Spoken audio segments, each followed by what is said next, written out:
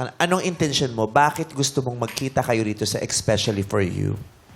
Ano po kasi, since after po nung breakup po namin, parang ngayon na lang din po kami nag-meet talaga in person. And parang gusto ko na din po magkaroon ng closure na maayos po sa aming dalawa. Yun po.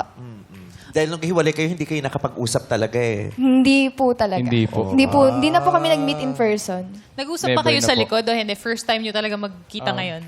Nakapag-usap naman po kami. Nakapag-interact lang po kasi yung mga ano po sa... Yung usap ano lang, hindi Yung yung hello talaga. lang. Yun lang po. Yes po. Mag-usap tayo, meron akong kaklaruhin yung Walang gano'n. confrontation, gano'n. Mahirap niya na yung nagmumukha kang, dapat magmukha kang okay. Yung, kamusta ka na? True. Diba? At saka sinabi ni Vince, di ba, parang iniisip niya kung ano ba yung mangyayari Mangyayari ngayon. kagabi pa lang. Ngayong nagkita True. na sila. Ikaw ba una nag-hello? Kinontak niya po ako, but then... Hindi. Oh, sa ikaw nga backstage. unang Oh, mag-hello. ikaw. Kung siyang unang kumontak, ikaw mag-hello. Oo. Ayun Bakit, po. bakit siya yung mag-hello? Ha? Try mo, try Siya mo. nga Pag unang tinawagan. kumontak eh. Di ba pag tumawag ka, oh. Di ba pag pinindot mo yung ano, ang unang mag-hello, yung tinawagan. Oo nga. No. Slow?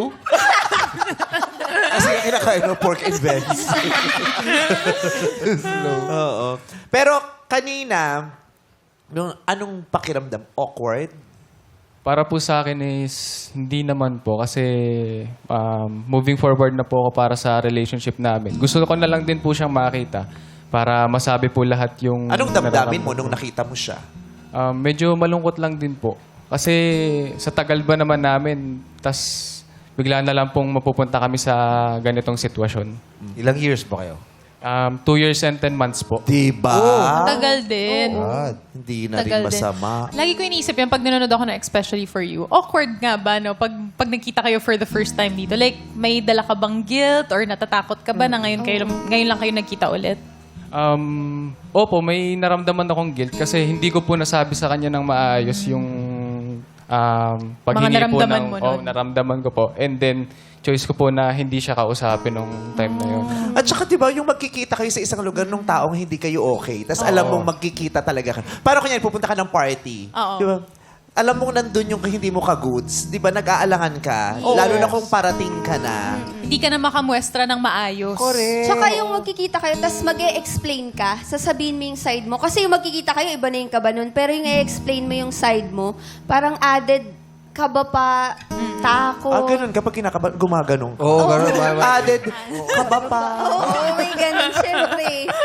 Grabe, no? Yun Parang- ang awkward. Yun, oo. Anong naramdaman mo? Nagkita tayo, may added kaba.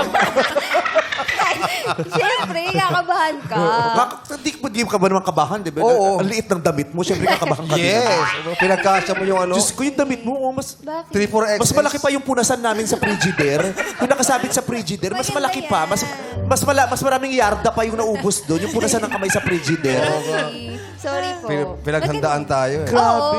Umamin tayo lahat kung ganyan din yung katawan natin, yan din yung suot natin sa showtime. Ay, hindi. Bakit? Hindi ako magaganyan. Ay, kung pabayat man ako, hindi ako magaganyan. Bakit Ano ka susuotin magaganyan? May tahi nga ako. kung wala akong tahi.